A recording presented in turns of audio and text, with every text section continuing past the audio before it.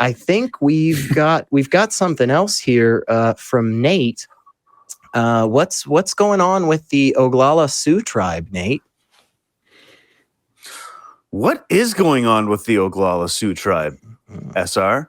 First of all, folks, I will apologize for the lo-fi Nate. My webcam decided to crap out moments before recording, so we're just gonna soldier on here. But we have two articles here. One details the North Dakota Oglala Sioux tribe's halting of missionary work on their land, pending a registration and vetting process.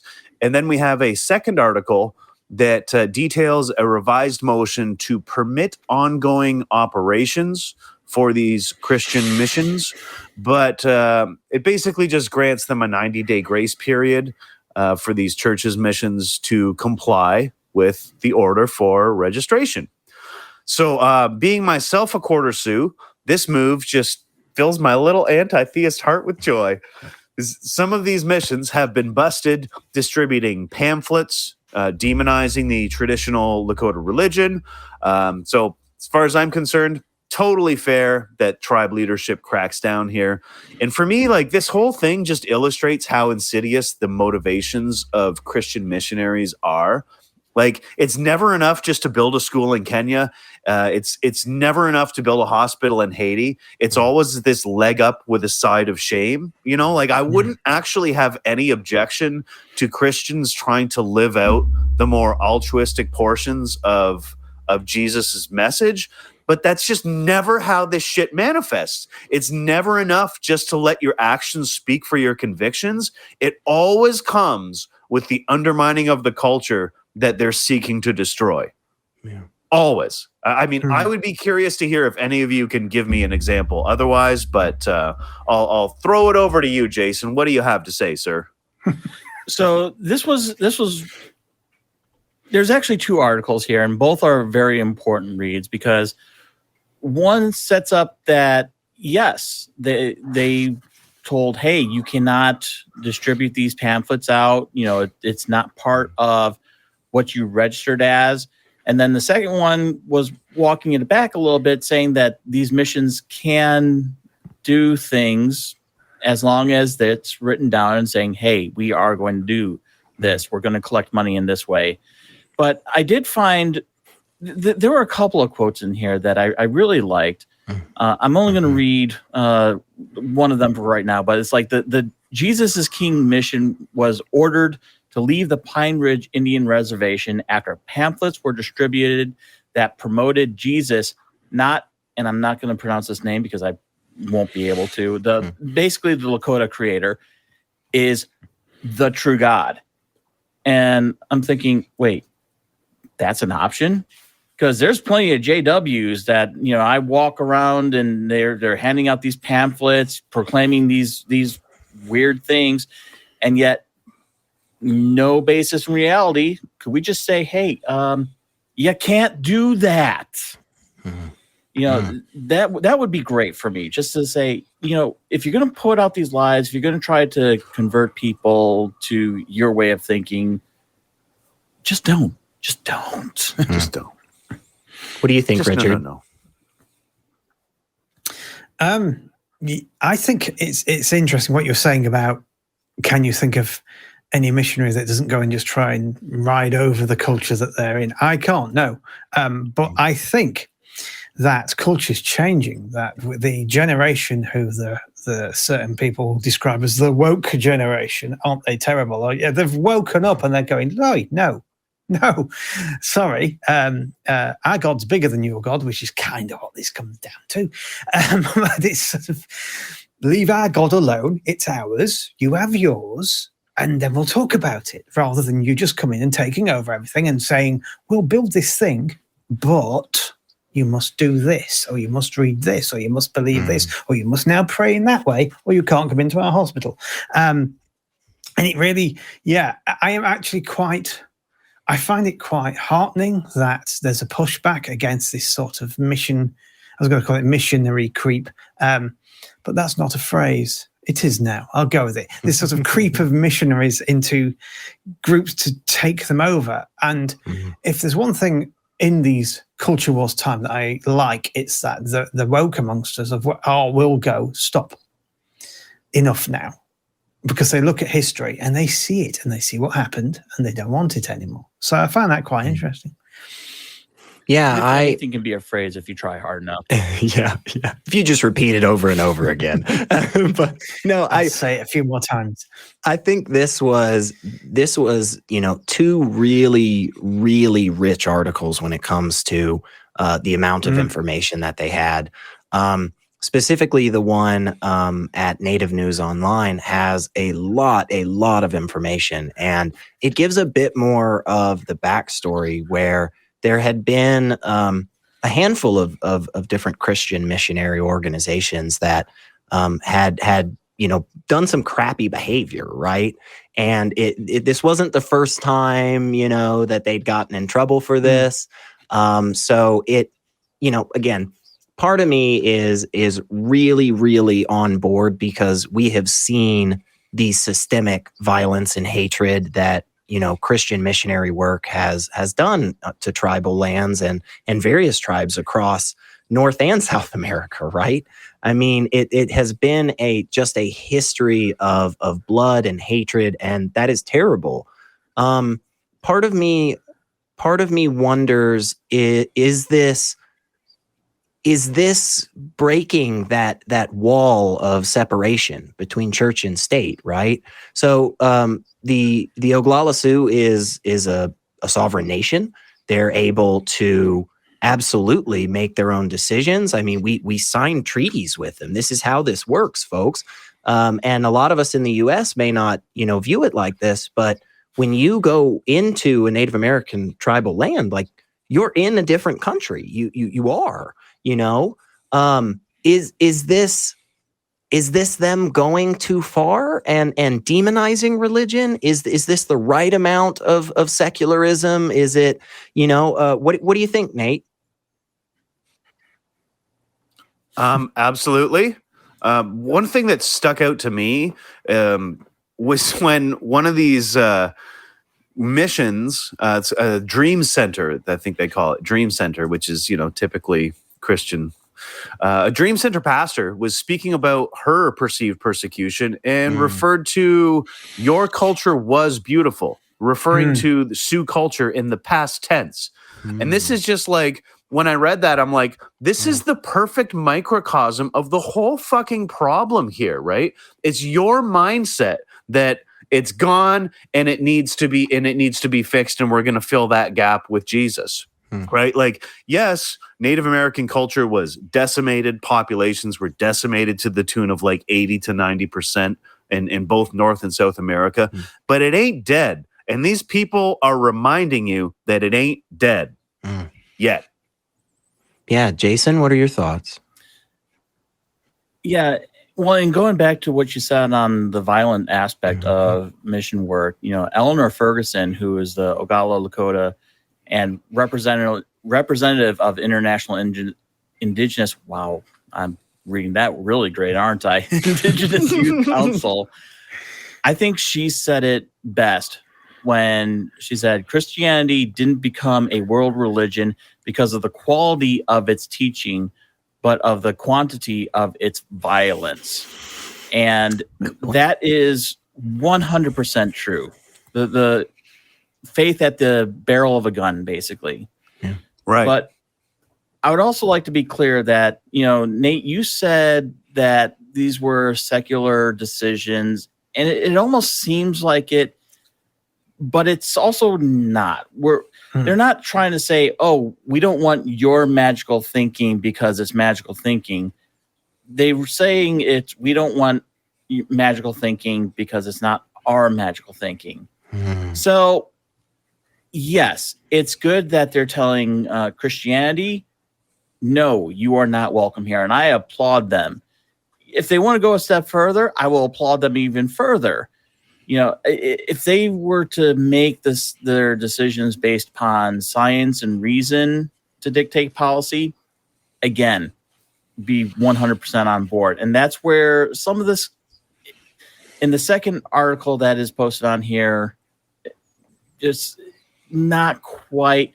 a step in the right direction. It's not quite, where we want them to, well, actually that sounds really terrible, colonizers saying where we want them to be. Sorry, not what I mean. But it would be nice if they would be able to say, okay, we're doing this because we want to become more secular. We want to use less magical thinking is where I'm going at. Sure. I think we would both prefer no deities over traditional ones, but like, I think this is more about the preservation of their culture than religion. Like, I don't know how many of these folks actually believe that Tunkasila is a real entity. I kind of would lean towards they probably don't, and that this is more about the preservation of their culture than it is about an actual genuine belief in a sky wizard. I could be wrong though. We'll get right on that survey. What do you think? What do you think, Richard? Because honestly, $5, Jason. I'm not sure that I know where I stand if I think this is too far or not far enough. So yeah, what are your thoughts, Richard? Like I said earlier, I was saying that our God is bigger than your God. There is an element of that. There's also an element, I mean, I have no idea whether they genuinely believe what they believe or not. I'm going to assume they do until they tell me otherwise. But at the same time, there have been tactics taking place, like them groups complaining, yeah, but what about the drugs and drink? Why don't you address that? To which they're saying, we've been trying to, and no one's been turning up. So... and you always see these kind of tactics with these kinds of groups. Let's find a way around it. Let's try and find some reason you're doing it that's not that we've just overstepped the mark.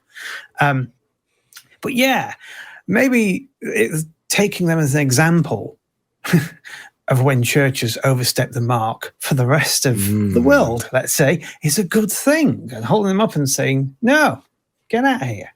Enough. Maybe we can kick the bishops out of our House of Lords. Anyway.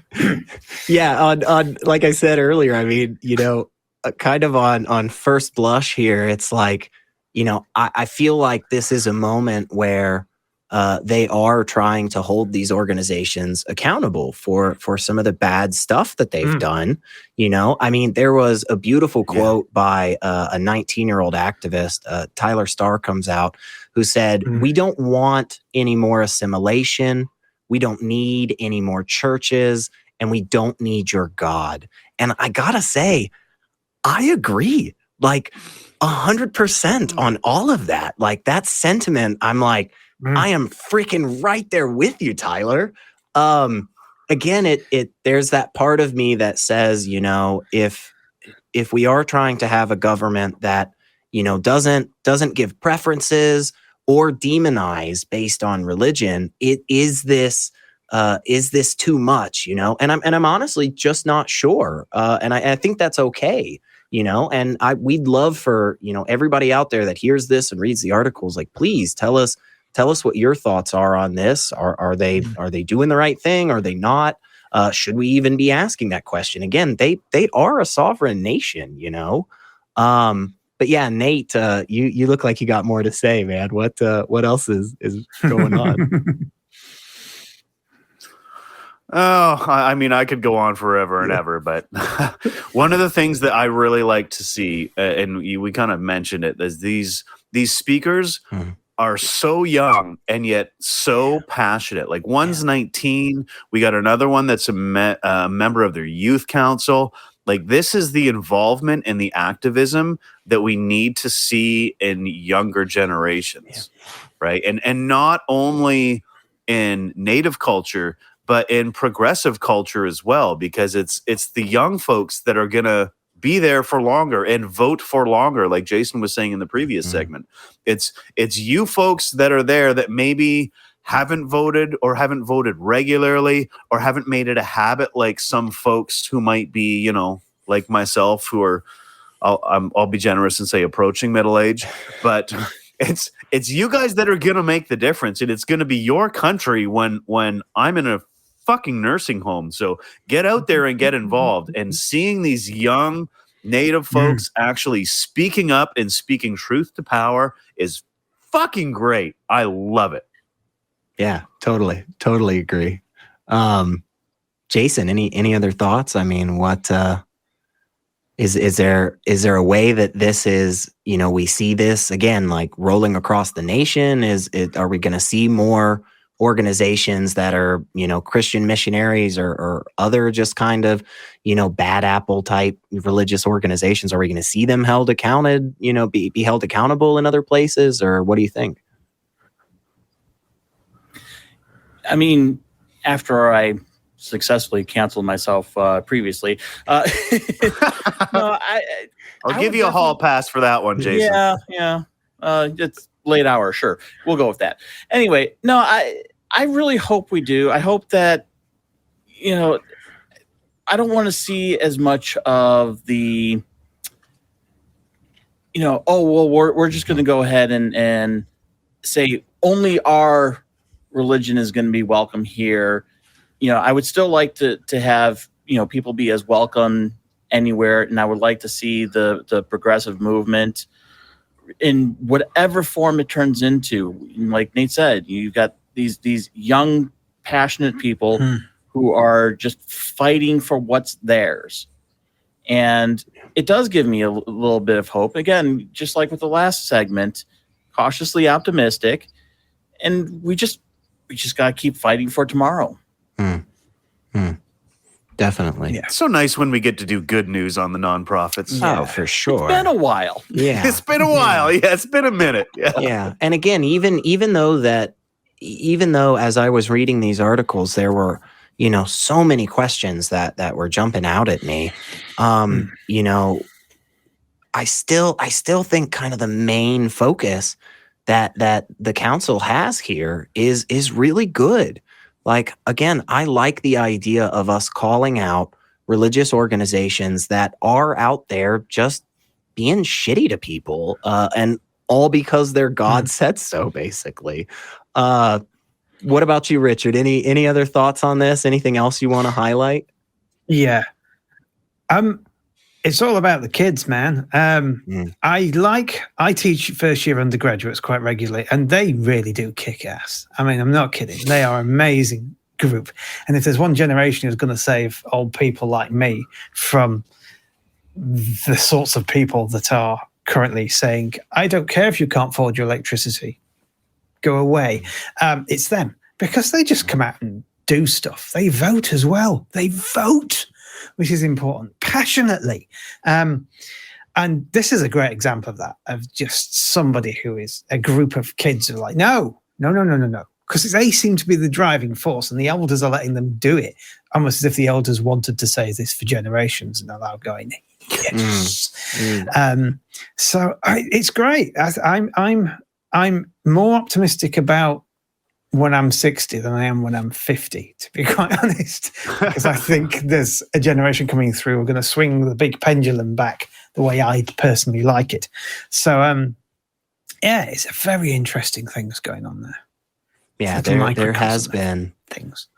A few years, I think, worldwide, where a lot of people that really valued, how do I put this?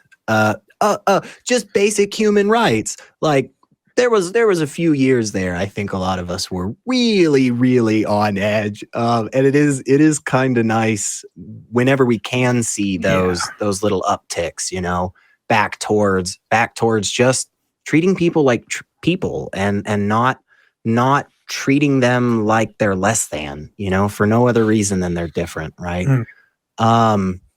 Anybody else? Any other good thoughts or anything before we go on? Sweet. I'll take that as I'm just happy to see Native folks standing up for their culture. I agree. And it's always good when we can highlight things that are just not as highlighted as much. I know this didn't get as much attention as a lot of other things out there, but it's good when we have the opportunity. So